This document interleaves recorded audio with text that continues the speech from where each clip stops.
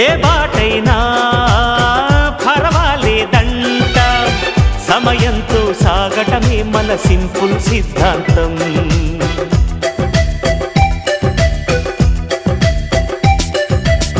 చిరుగాలికి పరిమళమిచ్చే సిరిమల్లెల వనమై ఉందాం, గగనాన్ని నేలను కలిపే హరివిల్లుల బంతెన అవుదాం. ఆనందం అంటే అర్థం మనమందా, ప్రతి పూట పాటై సాగే హుషారు సరిగమలో. ఎన్నో ఎన్నో రాగాలుండే సంగీతం కాదా, చల్లకి నవ్వుల కేరింత.